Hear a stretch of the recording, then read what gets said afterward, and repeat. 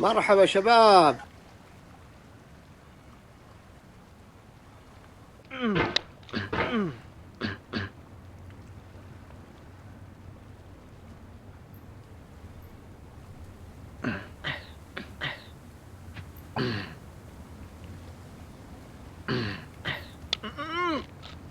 There's no feeling more intense than starting over. If you deleted your homework the day before it was due, as I have, or if you left your wallet at home and you have to go back after spending an hour in the commute. If you won some money at the casino and then put all your winnings on red but it came up black. If you got your best shirt dry cleaned before a wedding and then immediately dropped food on it. If you won an argument with a friend and then later discovered that they just returned to their original view. Starting over is harder than starting up. If you're not ready for that, like if you've already had a bad day, then what you're about to go through might be too much. Feel free to go away and come back. I'll be here. Alright, thanks for coming with me on this trip. I'll understand if you have to take a break at any point. Just find a safe place. Don't worry.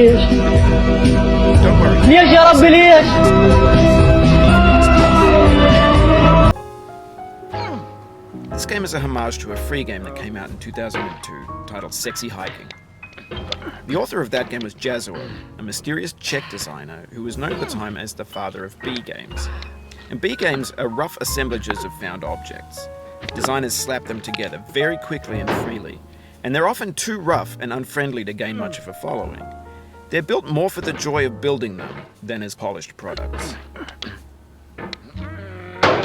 In a certain way, Sexy Hiking is 2,000 years later. It's built almost entirely out of found and recycled parts. And it's one of the most unusual and unfriendly games of its time. In it, your task is simply to drag yourself up a mountain with a hammer. And that act of climbing, in the digital world or in real life, has such challenges that give the game its place. No amount of forward progress is guaranteed. Some cliffs are too sheer or too slippery. And the player is constantly, unremittingly in danger of falling and losing everything. A few moments later. 3 days later.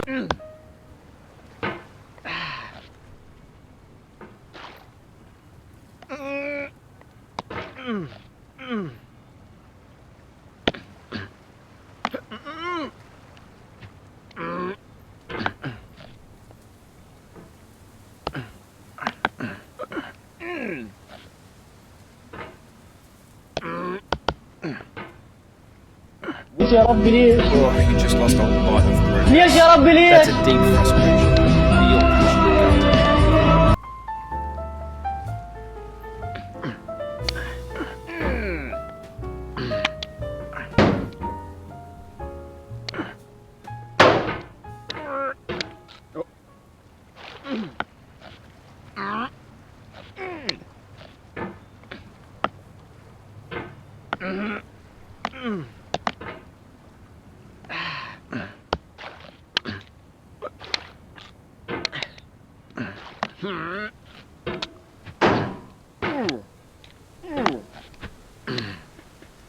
Anyway, when you start Sexy Hiking, you're standing next to this dead tree that blocks the way to the entire rest of the game.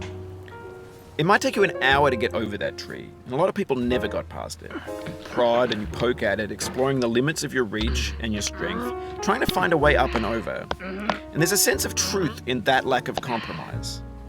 Most obstacles in video game worlds are fake.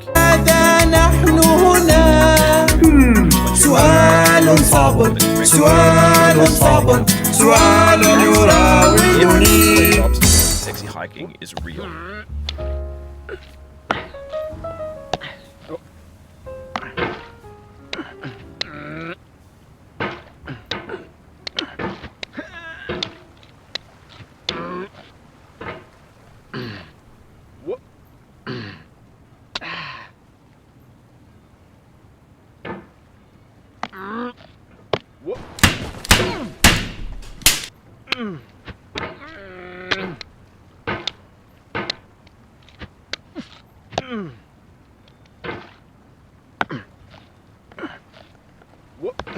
الحمد لله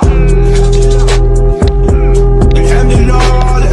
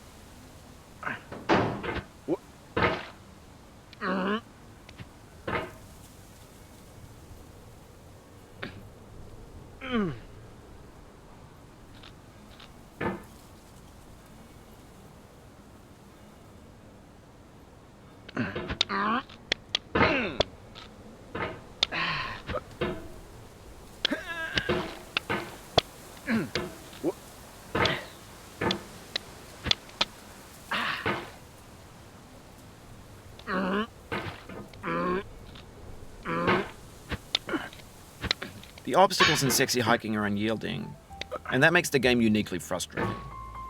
But I'm not sure Jazuo intended to make a frustrating game.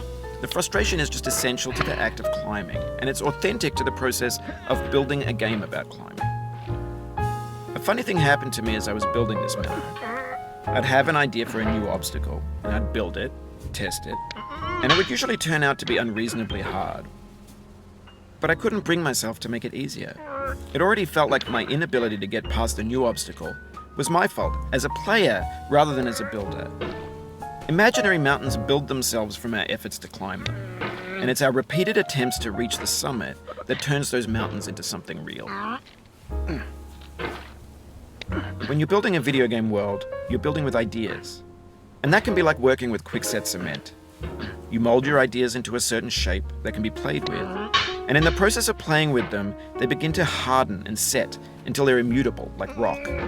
And at that point, you can't change the world, not without breaking it into pieces and starting fresh with new ideas.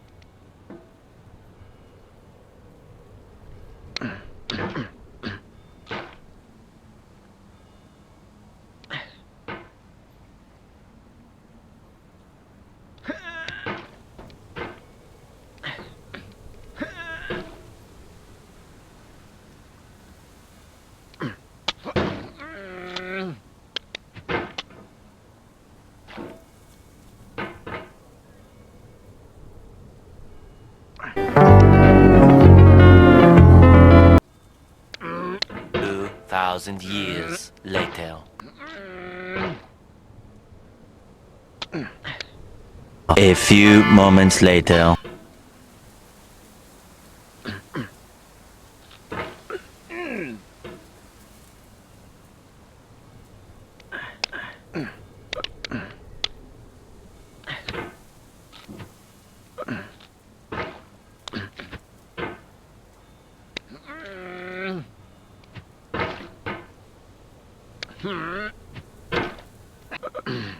يا رب ليش؟ ليش يا رب ليش؟